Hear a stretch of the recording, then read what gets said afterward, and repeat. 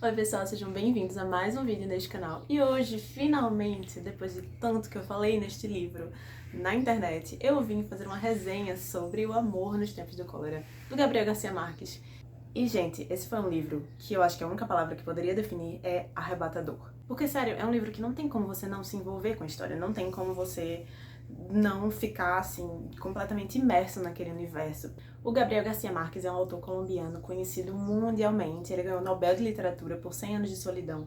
E dizem que, além de 100 Anos de Solidão, O Amor nos Tempos de Cólera é uma das grandes obras desse autor. E não tem como falar de América Latina sem falar de Gabriel Garcia Marques, não é mesmo? Então eu, mulher latino-americana, fiz nada mais do que a minha obrigação e li Gabriel Garcia Marques. Uma grande vitória para o meu 2020. Por ser um livro, eu diria assim, complexo, um livro cheio de coisas, eu decidi dividir essa resenha em 4 etapas. Primeiro eu vou apresentar a sinopse, depois eu vou apresentar um pouco sobre o que eu achei da narrativa, depois um pouco sobre os personagens e por último eu vou fazer algumas pequenas críticas, porque essa sou eu, entendeu? Eu não consigo fazer uma leitura simplesmente passiva, eu fico muito ativa e este foi um livro que eu fiquei muito ativa. Eu ficava o tempo todo envolvida com a história, eu não conseguia simplesmente, estou absorvendo, eu realmente ficava assim, o que é isso daqui? É isso daqui, será que eu concordo? Será que eu discordo? Ai meu Deus, o que aconteceu agora?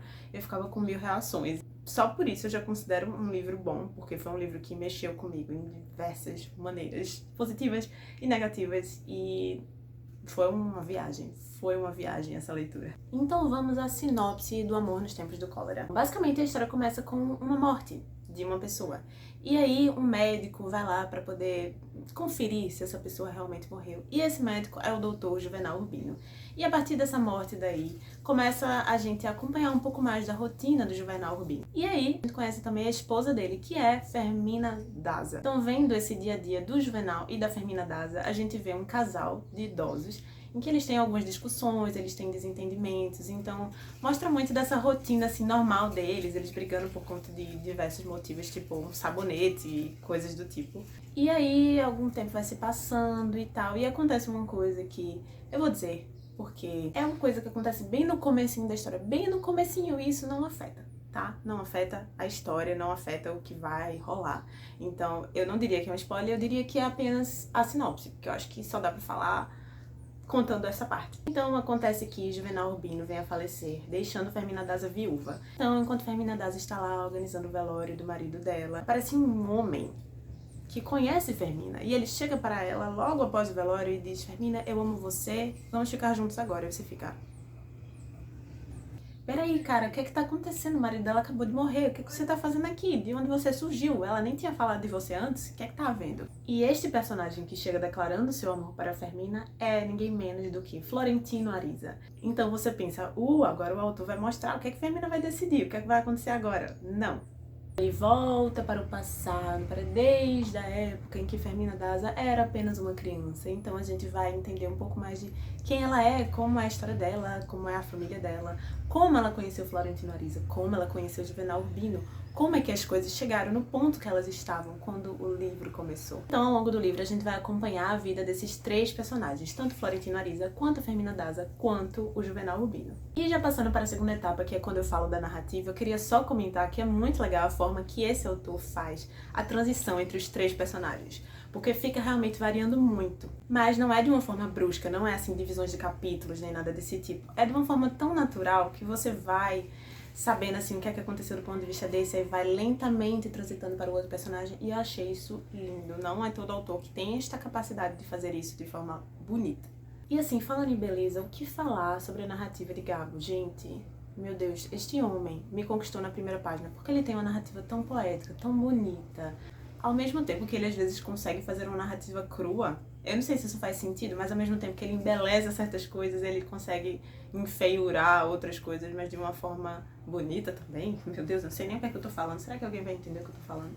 Por exemplo, o nome do livro é O Amor nos Tempos do Cólera. Então aqui a gente tem o amor e a doença, o cólera. Então, muitas vezes o amor ele vai ser comparado com o cólera e com doenças, e aí vai mostrar coisas viscerais, coisas corporais, de uma forma a comparar com o amor, e aí fica nessa assim, bonito, feio, amor, doença. E isso é de uma forma muito legal, muito fluida, muito poética, e que eu achei muito fofinha de ler e muito natural e bonita.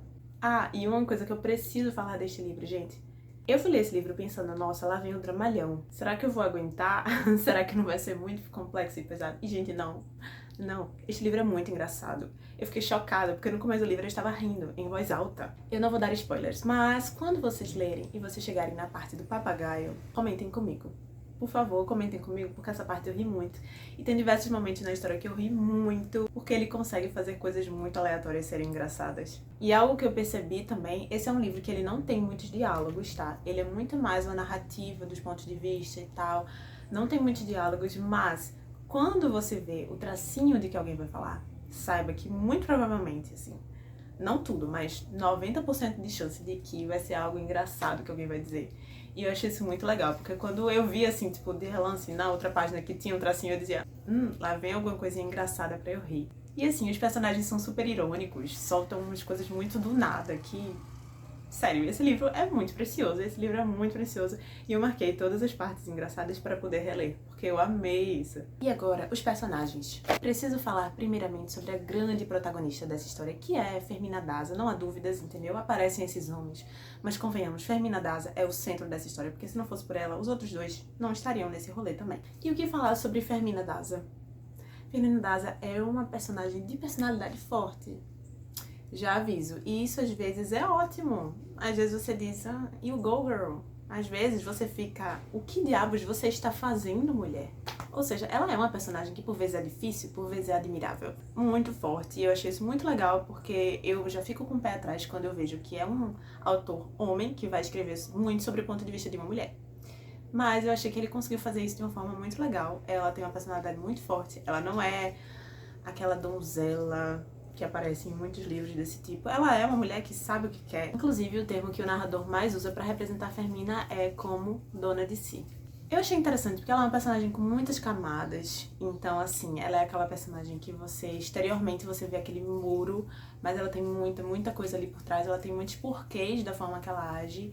E mesmo quando você discorda com o comportamento dela, você pensa assim, isso veio de algum lugar. E eu achei isso muito legal, porque ela é uma personagem complexa até o fim. E ela é ela mesma até o fim. Por mais que às vezes você não concorde. Sobre Florentino e Juvenal. Não tem como falar de um sem o outro, porque ambos são exatos opostos. Juvenal é aquele personagem que ele vai aparecer de forma mais prática, mais pé no chão, enquanto Florentino é aquele personagem mais idealizador. Aproveito para dizer uma coisa que eu gostei muito dessa história. Normalmente, quando eu leio comédias românticas, tem claramente aquele personagem que a autora ou o autor quer que você goste, entendeu? Quer que você torça, entendeu? Tem aquele boy list, tem aquele que você fica, por favor, fique com ele. Mas nesse livro não é assim, porque tudo sempre muda o tempo inteiro. Então, uma hora eu fico, é este daqui, não, outra hora é este daqui. E nenhum dos dois é 100%. Não tem aquele personagem que você diz, tipo, nossa, esse é ruim, esse daqui é bom. Porque ambos fazem muitas coisas incríveis e ambos fazem muitas merdas. E aí você fica assim, tipo, na real, todo mundo tem coisas boas e todo mundo tem defeitos. Então, assim, se eu for procurar aquela pessoa perfeita aqui, eu não vou encontrar. Então, achei isso massa, porque eu achei real. E agora vamos às minhas críticas. Como eu disse no começo desse vídeo, este não é um livro que você lê passivamente. Ele é um livro com várias problemáticas que a gente tem que pensar, que a gente tem que falar sobre, que a gente tem que ficar atento, porque às vezes não vai ser aquela coisa muito linda e bonitinha. Às vezes vai ter umas coisas que você bota o pé atrás e você diz, peraí, isso daí é uma crítica do autor? Isso daqui é o autor mostrando o que ele pensa? O que é que tá havendo? Então, de antemão eu digo, leia de forma crítica. Entenda que a gente provavelmente não vai ter essa resposta se é um pensamento do autor, se é uma coisa que ele concorda, se ele discorda, ou se é uma forma de criticar a sociedade na época. Afinal, eu acho que é um livro que se passa durante o século XVIII.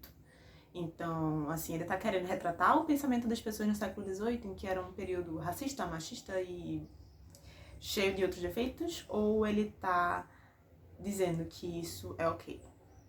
Fica aí o questionamento. Outra crítica que eu tenho é porque eu vejo muitas pessoas dizendo O Amor nos Tempos do Cólera é um livro que fala sobre vários tipos de amor. Eu concordo, em parte, mas houveram muitos momentos que eu não conseguia interpretar o que estava acontecendo enquanto amor. Isso me deixava um pouco assim, tipo, peraí, ele tá querendo dizer que isso aqui é um tipo de amor? Porque eu não acho que isso seja um tipo de amor.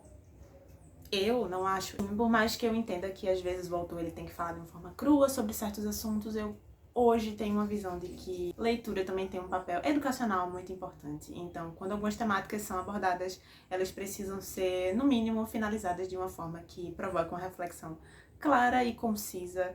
Então, eu realmente acho que ele poderia ter tocado em algumas temáticas de uma forma um pouco mais ok. Mas eu ainda acho que, apesar de todas essas coisas, foi uma leitura muito boa. Foi uma leitura que mexeu demais comigo, que eu fiquei envolvida. Foi um livro completo, sabe? E eu achei que foi uma história que tem começo, meio e fim, que ela aborda tudo que tem pra abordar, ela se esgota em si mesma. E eu achei isso admirável. De uma forma muito natural, muito bonita de se ler. Cada página tinha sua beleza, suas reflexões. Sinto que foi um livro que tinha muito da alma do autor.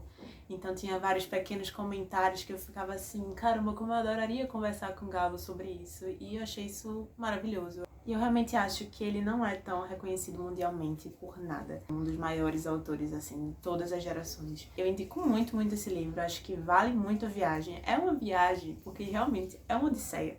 Acontece muita coisa, é um livro que se passa durante muito tempo, mas eu ainda acho que é uma leitura muito legal. Eu achei emocionante, sim, diversos momentos. Teve altos e baixos, momentos felizes, momentos engraçados, momentos tristes, momentos que eu chorei, momentos que eu fiquei com raiva. Então eu achei um livro completo. Eu acho que essa é a palavra que eu usaria para definir essa história. Então meu veredito final desse livro foi 4 de 5 estrelas, porque eu achei muito incrível mesmo. Eu com certeza releria, não agora, porque é um livro muito longo, eu releria daqui a alguns anos. Não dei 5 estrelas por conta de algumas pequenas críticas que eu tive, que eu acho que quando vocês lerem, vocês vão entender o que eu tô falando. Só não tô falando porque eu não quero tocar em spoilers.